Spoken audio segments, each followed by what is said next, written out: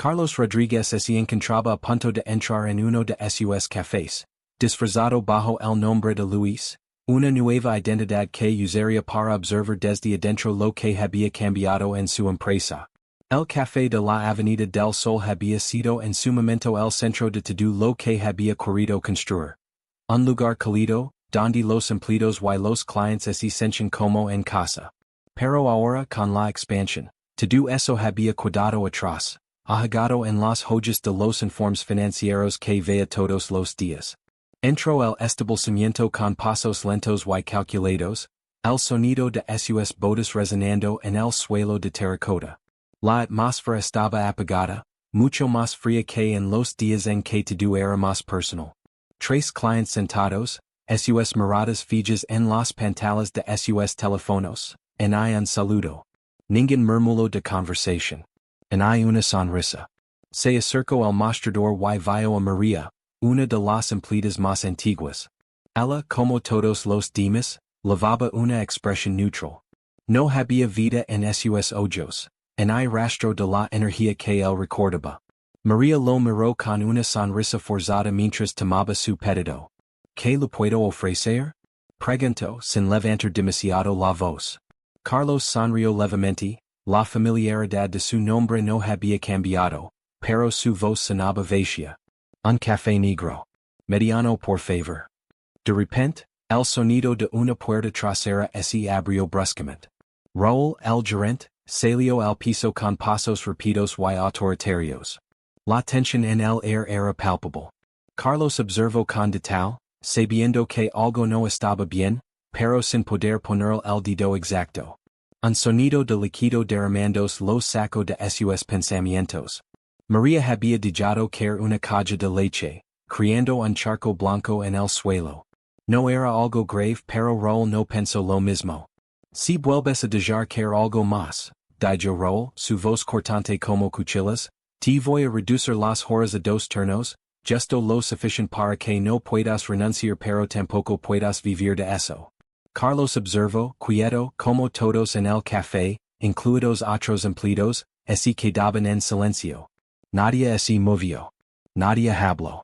El control de Raúl sobre el lugar era absoluto. Mientras María trataba de limpiar el desastre, Carlos sentía una incomodidad creciente. Algo estaba muy mal aquí. No solo por el incidente con la leche, sino por la atmósfera de miedo y sumisión que se respiraba en el aire. La gente en su empresa ya no parecía sentirse parte de algo más grande. Parecían estar sobreviviendo. Él había dejado que todo esto sucediera. Los números eran buenos, las ventas seguían subiendo, pero algo en el ambiente le decía que había perdido el rumbo. Carlos observó a María otra vez. Su postura encorvada, sus movimientos lentos, todo en ella gritaba que ya no era la misma chica que se había unido al equipo años atrás. Había una falta de esperanza, de impulso. Ella ya no sonría genuinamente, ni siquiera cuando se trataba de un cliente habitual. Y esa falta de energía era algo que Carlos notaba en cada rincón del café. No era solo María. Con su café negro en mano, Carlos decidió que no podía ir sin antes hablar con ella. Salió al patio trasero, un pequeño espacio donde los empleados solían tomar su descanso. María estaba allí, doblando sus manos, claramente preocupada. ¿Tienes un minuto para hablar? Le preguntó Carlos suavemente. Ella asintió y lo siguió nerviosa, sin entender bien por qué alguien como Luis quería hablar con ella. Pero lo hizo.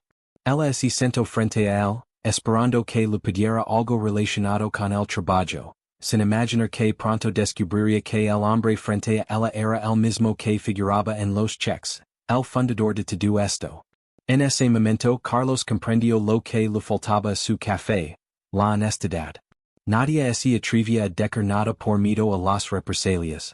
La misma atmósfera de miedo había permeado su empresa. ¿Has informado de algo sobre lo que está pasando aquí? Preguntó Carlos con calma. Sabía que María ya tenía la respuesta, pero quería que lo dijera en voz alta. Ella dudó un segundo. Hace 2 meses envié un correo electrónico a recursos humanos sobre las amenazas de Raúl, pero nunca recibí respuesta. La respuesta de María fue la chispa que encendió la decisión de Carlos. Y no podía ignorar lo que había estado pasando. Tenía que hacer algo y tenía que hacerlo ahora. Carlos regresó al café al día siguiente, pero esta vez no estaba disfrazado. No necesitaba ocultarse más, ya había escuchado lo suficiente, y algo dentro de él se había roto.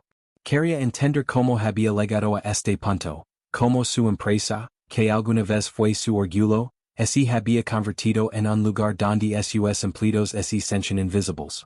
Al entrar, las luces del café parpadeaban como si la energía misma estuviera agitada. El sonido de la máquina de café y el ruido del agua cayendo en el fregadero eran lo único que rompía el silencio de la mañana. María estaba detrás del mostrador, arreglando los utensilios con movimientos automáticos. Su rostro reflejaba la fatiga que lavaba meses acumulada. Carlos se acercó, pero no la interrumpió de inmediato. No era el momento para ser el dueño del café, ni para imponer órdenes. Era el momento de ser solo Luis el cliente. Observó cómo María tomaba los pedidos con una sonrisa que no ligaba a sus ojos. Como si estuviera simplemente cumpliendo con su trabajo sin realmente estar presente. Pero mientras esperaba su café, sus pensamientos se desbordaban. Sabía que había algo profundamente mal en la cultura de la empresa, algo que no estaba reflejado en los números. Las ventas seguían subiendo, sí, pero los rostros de los empleados ya no reflejaban la satisfacción que uno esperaría. La pasión, esa chispa que una vez había encendido el alma de su negocio, parecía haberse apagado. Se sentó en una mesa cerca de la ventana, observando todo en silencio. No podía dejar de pensar en cómo, de alguna manera había permitido que todo esto ocurriera. Había tomado decisiones, basado en informes, en tendencias del mercado, pero había olvidado lo más importante. La gente. El alma de su empresa. Recordó los días en que el café no era solo un negocio. Cuando él mismo abría las puertas cada mañana, saludaba a los clientes por su nombre y conocía las historias de todos los que entraban. Recordó a los empleados que ya no estaban, los que se habían ido, los que habían renunciado sin previo aviso. Entonces Carlos decidió hacer algo. Necesitaba hablar con María. No como el dueño, sino como alguien que estaba dispuesto a escuchar. Se acercó al mostrador, hizo su pedido habitual, y una vez que María le entregó el café, le preguntó si tenía unos minutos para hablar. María lo miró sorprendida, pero asintió, aunque se notaba la tensión en su cuerpo. Salieron al pequeño patio trasero, donde el aire fresco de la mañana parecía un pequeño respiro de la pesada atmósfera que se había apoderado del café. Carlos se sentó y María lo siguió, tomando su tiempo antes de sentarse frente a él. ¿Cómo has estado?, le preguntó Carlos, queriendo romper el hielo. No quería comenzar con preguntas difíciles, sino permitir que María hablara con libertad. Bien, supongo, respondió María, su voz vacía de entusiasmo. Solo, trabajando. Carlos respiró profundo, buscando las palabras correctas. He estado pensando mucho en lo que ha pasado aquí, dijo. No solo en los números, sino en cómo nos hemos distanciado de lo que alguna vez fue, algo especial. María lo miró, sus ojos cansados, pero con una chispa de esperanza. No había muchas personas que se atrevieran a hablar sobre lo que realmente sucedía dentro del café. ¿Es difícil, Luis?, comenzó. No es solo el trabajo. Es todo. Es como nos tratan, como nadie escucha cuando decimos algo está mal. A veces siento que no importamos. Carlos sintió un peso en el pecho. Las palabras de María eran lo que había temido escuchar. No era un problema aislado, era un reflejo de una cultura que había fallado. ¿Has intentado hablar con Raúl sobre todo esto?, preguntó con suavidad. Lo intent, 2 veces, respondió María. Pero ya sabes cómo es él. Solo dice que no es importante o que si no me gusta, siempre puedo irme. Nadie hace nada. Carlos sintió que el aire se volvía más denso.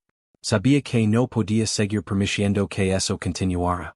La falta de comunicación y el abuso de poder no solo estaban afectando a sus empleados, sino que también estaban dañando la esencia misma del café que él había construido.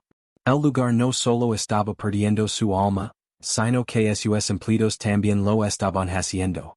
Lo que me preocupa es que todo esto se ha convertido en algo tan normal para todos, dijo Carlos mirando a María a los ojos. Y yo no he estado aquí para verlo. He falado como líder. María no respondió de inmediato. Se quedó en silencio, como si estuviera procesando sus palabras. Finalmente, suspiró. No esperaba que alguien viniera a arreglarlo todo. Solo quería sentirme segura aquí, sentir que no me estaban viendo como solo una más. Carlos asintió, comprendiendo finalmente la magnitud del problema. No se trataba solo de malas prácticas laborales. Se trataba de una cultura donde los empleados ya no se sentían valorados, donde sus voces eran ignoradas. Te permito que esto cambiara, dijo Carlos con firmeza, su tono serios. Voy a hacer todo lo que esté a mi alcance para corregir esto. Empezando por escuchar más a las personas como tú. Al día siguiente, Carlos regresó al café con un propósito claro. Ya no podía seguir siendo un observador pasivo, ni siquiera como Luis. Sabía que había llegado el momento de enfrentar la verdad, de poner fin al ciclo de abuso y deshumanización que había prevalecido bajo el mando de Raúl. Su conversación con María había sido el catalizador, pero ahora necesitaba algo más concreto, algo que pudiera detener este comportamiento de una vez por todas. Entró al café, esta vez sin su disfraz. Vestía su traje habitual, sin esconders, sin falsas identidades. Cuando María lo vio, algo en su expresión cambió, como si hubiera reconocido al hombre que había fundado la empresa. Pero no dijo nada. Solo lo miró y siguió con su trabajo, manteniendo su actitud profesional, pero aún con ese toque de agotamiento en sus ojos. Raúl no estaba en el café aún, pero su presencia es esencia en cada rincón, en el aire tenso que flotaba sobre los empleados. Carlos se dirigió a la barra, donde María estaba sirviendo café a un cliente. Observó y aunque el café estaba perfecto, algo faltaba. La energía. La chispa. Todo había perdido su brillo. Decidió no esperar más. Raúl había salido la noche anterior del trabajo a una hora no registrada, y aunque Carlos no tenía todas las respuestas aún, sabía que la situación no podía seguir así. Cuando Raúl llegó esa mañana, Carlos ya estaba sentado en una mesa cerca del fondo, con un café en mano. Raúl entró aparentemente despreocupado. Caminaba con su típico air arrogante, sin fijarse en nada ni en nadie, pensando que su autoridad seguía intacta. Carlos lo observó por un momento antes de levantarse lentamente y caminar hacia él. El ruido de los pasos de Carlos en el suelo de terracota era más fuerte de lo que esperaba. Al llegar cerca de Raúl, lo miró fijamente. Nadie más en el café dijo una palabra.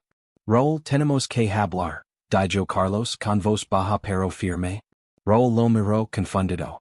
¿De qué estás hablando? Respondió, un poco más agresivo de lo que debería haber sido. Sin embargo, no hizo ningún intento por moverse. No voy a hablar de los números. No voy a hablar de las ventas. Voy a hablar de ti, respondió Carlos sin apartar la vista. Te he estado observando y lo que has hecho con este lugar no tiene justificación. La atmósfera es tenso de inmediato.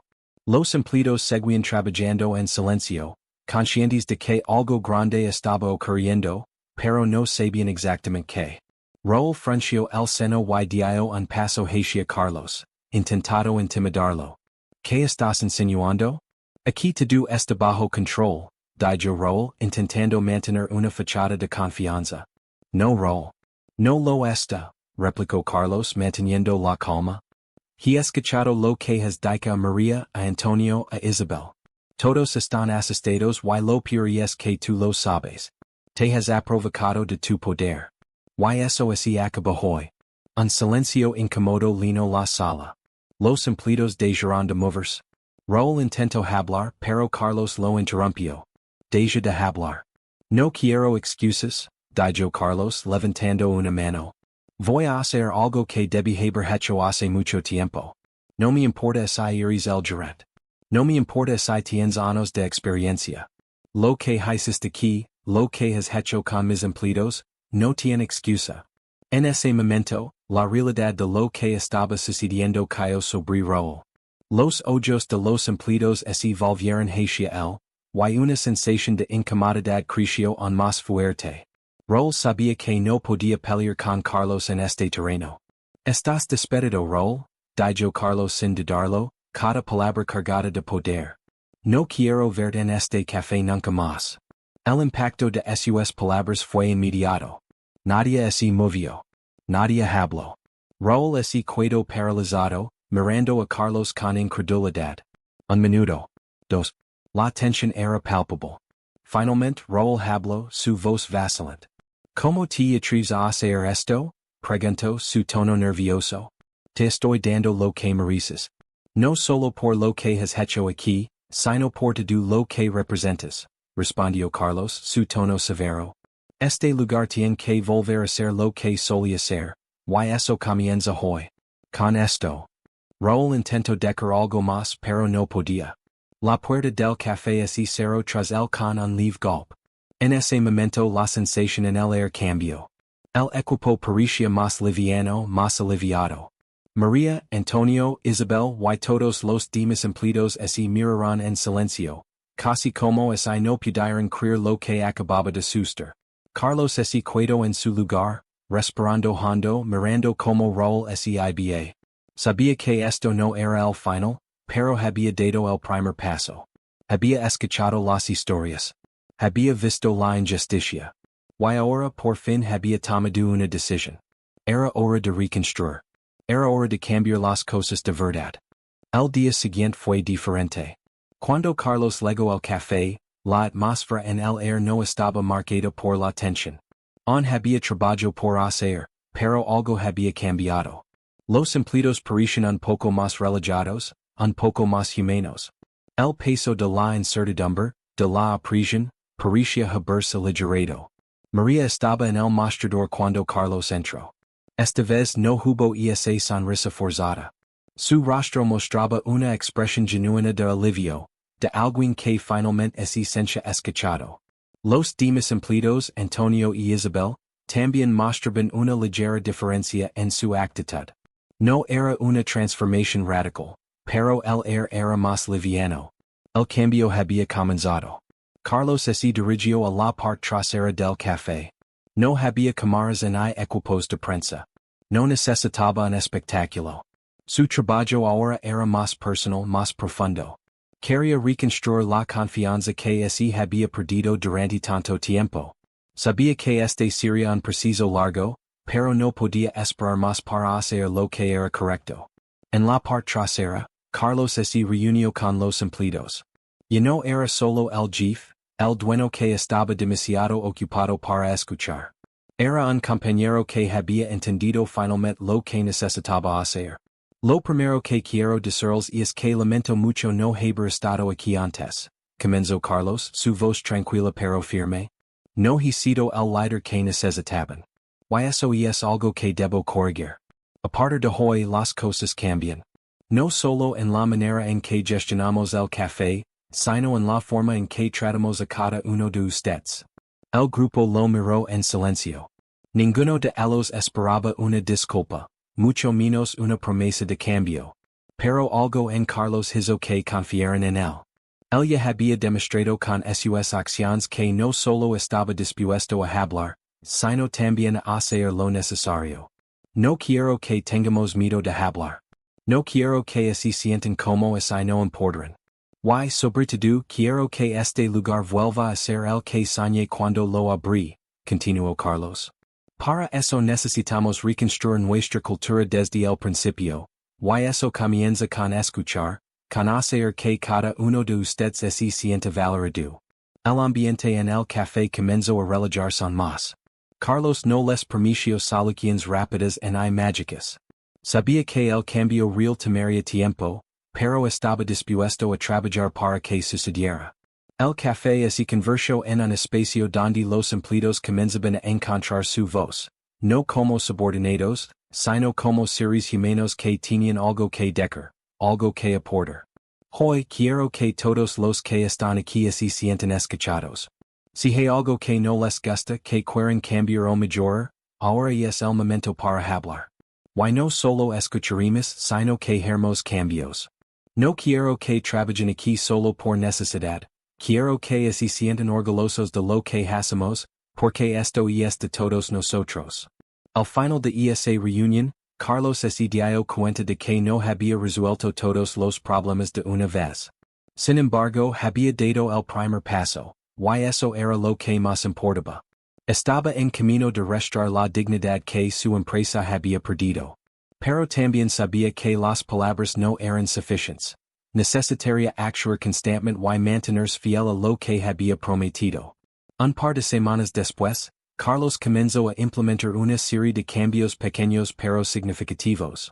Introdujo reuniones regulares donde los empleados podían expresar sus preocupaciones o sugerencias, sin temer a represalias.